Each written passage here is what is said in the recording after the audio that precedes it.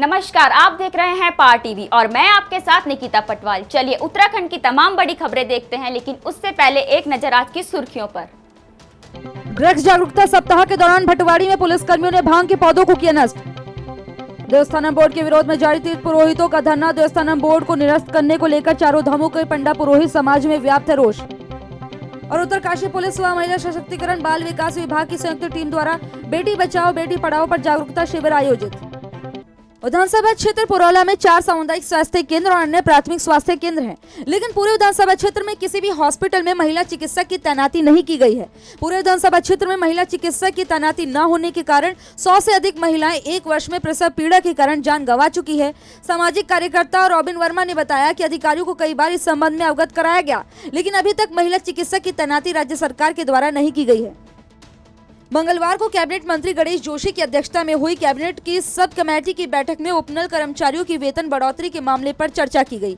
बैठक में उपनल कर्मचारियों की वेतन बढ़ोतरी फिलहाल 29 जून तक टाल दी गई है। सूत्रों से मिली जानकारी के मुताबिक बैठक में उपनल द्वारा बनाए गए नए प्रस्ताव पर चर्चा की गई, जिसमें काफी देर तक मंथन चल रहा है। हालांकि बैठक में वित्त सचिव काफी देर से आए, इसलिए मामले पर सहमति नहीं बन पाई। अब आगामी 29 जून को कैबिनेट सब कमेटी की एक और बैठक होनी है। विपक्ष द्वारा सीएम तीरथ सिंह रावत के उपचुनाव को लेकर उठ रहे संवैधानिक संकट के आरोप पर जवाब भाजपा प्रदेश अध्यक्ष मदन कौशिक ने दिया है। उन्होंने कहा कि भाजपा चुनाव के लिए पूरी तरह से तैयार है।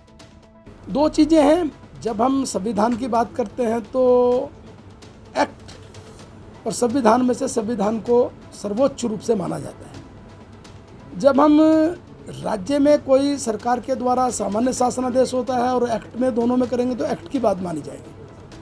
संविधान का 164 कहता है कि जब कोई विधानमंडल दल का नेता चुनने के बाद राज्यपाल उसको मुख्यमंत्री मनोनीत करता है और राज्यपाल की संस्तुति के आधार पर गवर्नर मंत्रियों को शपथ दिलाता है।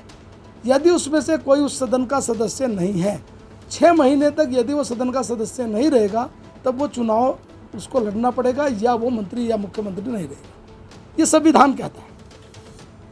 आपने जो पीपल रिप्रेजेंटेटिव एक्ट की बात की है, उसकी 151 कहती है कि 1 साल के अंदर हम चुनाव नहीं कराएंगे यदि 1 साल रह जाता है तो। अब इसमें जो संविधान की बात है, संविधान के अकॉर्डिंग शपथ हुई।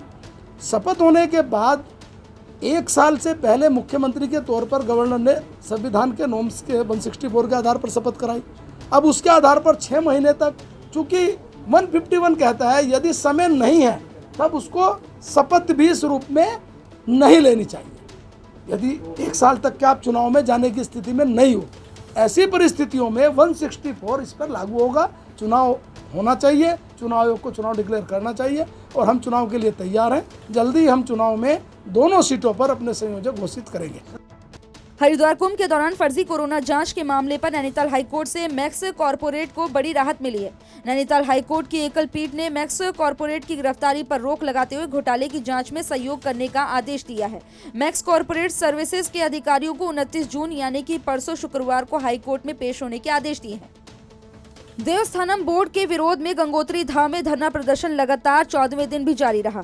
आपको बता दें कि देवस्थानम बोर्ड को निरस्त करने को लेकर चारों धामों के पंडा पुरोहित समाज में रोष व्याप्त है। उनका कहना है कि जब तक बोर्ड भंग नहीं होता तब तक प्रदर्शन जारी रहेगा। पाल महाराज की 13वीं तो हम कर चुके हैं, लेकिन अब जो बाकी लोग हैं जो इसका विरोध कर रहे हैं कि देवस्थान बोर्ड पर पुनर्विचार नहीं होगा, उनकी भी हम 13वीं करने को तैयार हैं। हम समस्त लोग अब आगे और उग्र आंदोलन के लिए तैयार हैं।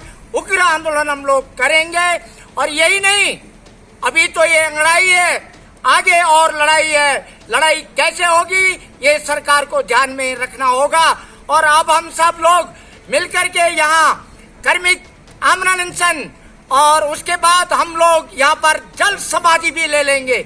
माँ गंगा मैया आप हम पे कृपा दृष्टि रखना। हम लोगों का अगर जीवन भी यहाँ व्यतीत हो जाएगा तो हम घबराने वाले नहीं हैं। हम यहीं से पले पोसे हैं, यहीं से हमने रोटी खाई है और यही हमारा शरीर अगर न्योछावर हो जाएगा तो हम अपने आप को धन्य मानेंगे। आज बड़ा दुर्भाग्य की बात है कि मैं यहाँ पर गंगा जी के धाम पर आ रखा हूँ और यहाँ जो हमारे पुरोहित समाज हैं वो 13वां दिन आज उनको जो है कर्म के अनशन में बैठे हैं।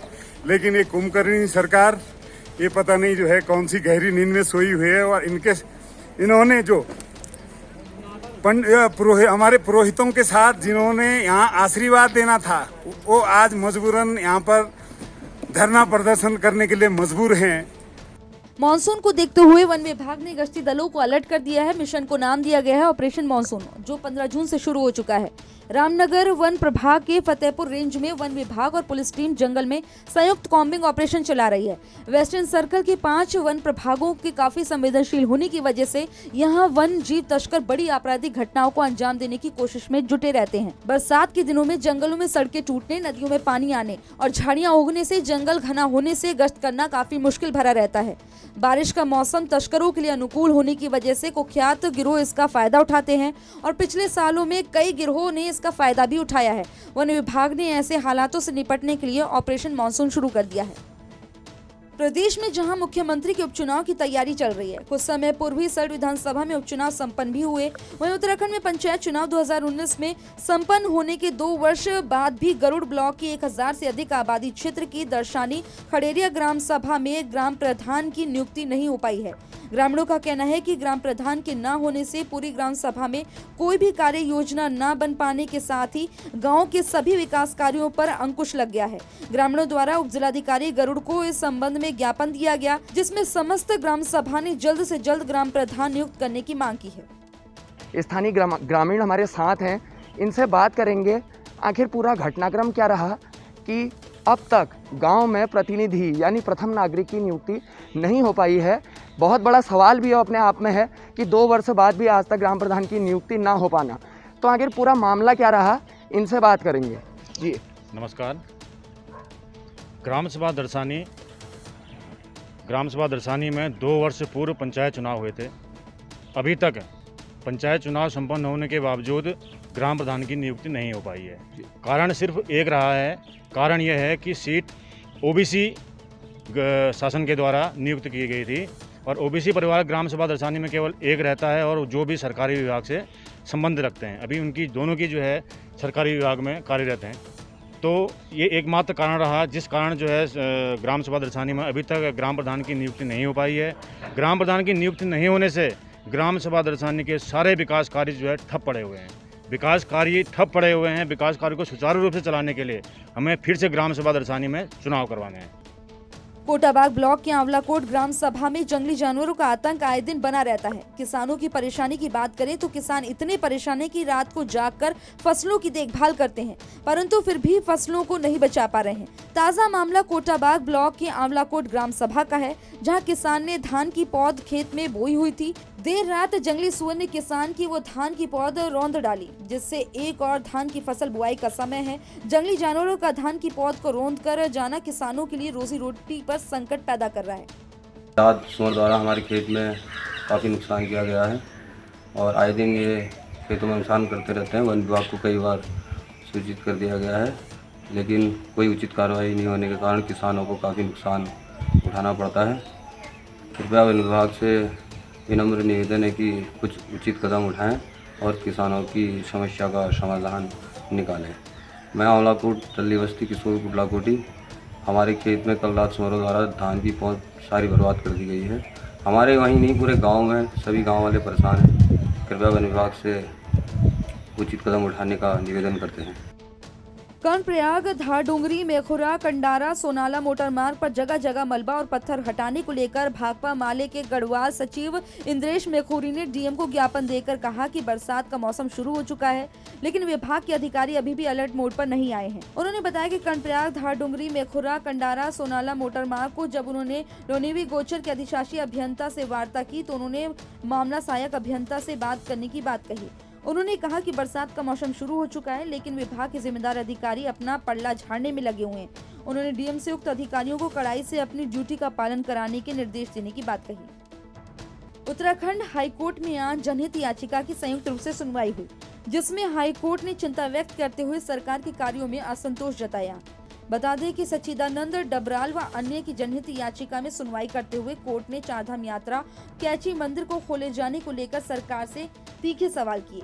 आज खंडपीठ में अधिवक्ता दुष्यंत मैनाली, सच्चिदानंद डबराल, अनुपंत, रविंद्र, डी के जोशी व अन्य की अलग अलग जनहित याचिकाओं पर एक साथ सुनवाई हुई। धरासू यमुनोत्री राष्ट्रीय राजमार्ग 134 पर चारधाम सुगम यात्रा को लेकर केंद्र सरकार की महत्वाकांक्षी योजना ऑल वेदर चौड़ीकरण का निर्माण कार्य बहुत कम समय के लिए ही शेष रह गया है। ऐसे में राजमार्ग के बस्ती वाले स्थानों व यात्रा पड़ाव मार्गों पर जो अतिक्रमण हुआ है, अब एनएच के अधिकारी उन स्थानों में प्रशासन की मदद से अतिक्रमण हटाने में जुट गए हैं। हालांकि कोविड-19 की दूसरी लहर के कारण चारधाम यात्रा को अगले आदेशों तक स्थगित रखा गया है, लेकिन निर्माण कंपनियों को 2022 तक सड़क चौड़ीकरण का कार्य पूरा करना और अतिक्रमण के कारण चौड़ीकरण में बाधा उत्पन्न हो रही है। ऐसे में आज एनएच के अधिकारियों ने पुलिस प्रशासन और राजस्व कर्मचारियों की मौजूदगी में धारसू बैंड में राजमार्ग के दोनों ओर से अतिक्रमण को हटाया। इस दौरान पुलिस प्रशासन और रानी कंस्ट्रक्शन कंपनी का भी सहयोग लिया गया। डॉक्टर श्यामा प्रसाद मुखर्जी के बलिदान दिवस के अवसर पर भारतीय जनता पार्टी नगर मंडल गोपेश्वर द्वारा कोठियाल सेंड बूथ पर जाकर गोष्ठी एवं वृक्षारोपण कर प्रतिमा पर माल्यार्पण कर उन्हें याद किया गया। कल उत्तराखंड बेरोजगार संघ के पदाधिकारी लंबित पड़ी परीक्षाओं की कैलेंडर जारी करने, पटवारी लेखपाल में आयु सीमा बढ़ाने, लंबाई घटाने तथा आबकारी परिवर्तन, पशुधन प्रसार अधिकारी तथा हाईकोर्ट कलर में चयनित अभ्यर्थियों की नियुक्ति की मांग को लेकर अधीनस्थ चयन आयोग पहुंचकर सचिव संतोष बड़ौनी को ज्ञापन दिया।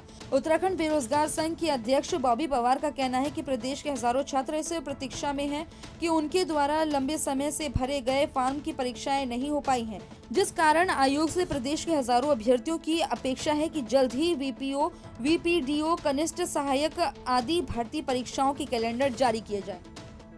महान शिक्षाविद भारतीय जनसंघ के संस्थापक सदस्य श्यामा प्रसाद मुखर्जी की स्मृति दिवस के मौके पर मुख्यमंत्री तीरथ सिंह रावत समेत भाजपा के कार्यकर्ताओं द्वारा उनको नमन किया गया, जिसके तहत यहां भाजपा कार्यालय में नैनीताल मंडल अध्यक्ष आनंद बिष्ट के नेतृत्व में भाजपा कार्यकर्ताओं द्वारा मल्लीताल विधायक कार्यालय में डॉक्टर श्यामा प्रसाद मुखर्जी की प्रतिमा पर माल्यार्पण कर उनको याद किया गया। तेजी से घट रहे कोरोना को जड़ से खत्म करने के लिए सरकार के साथ जनप्रतिनिधि भी टीकाकरण अभियान को दे रहे हैं गति। 45+ के बाद 18+ वैक्सीनेशन में आई तेजी शासन प्रशासन के साथ ग्राम प्रधान दिनेश बोरा और ग्राम सभा के अन्य जनप्रतिनिधियों के सहयोग से न्याय पंचायत सुरनकोट में स्वास्थ्य विभाग ने लगाया विशेष वैक्सीनेशन कैंप। ग्राम प्रधान दिनेश बोरा ने कहा कि बुधवार को सुरनकोट में 120 से अधिक लोगों ने कोविड वैक्सीन लगवाई और अब वैक्सीन की डोज लगातार मिलने से लोगों की टीकाकरण में तेजी आ रही है। उत्तराखंड की तमाम बड़ी खबरों में फिलहाल इतना ही। बाकी खबरों के लिए देखते रहे पहाड़ टीवी। नमस्कार।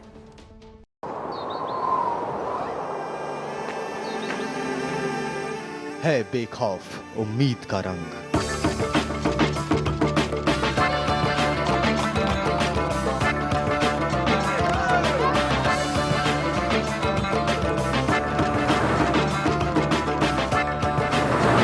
है आस्था भी।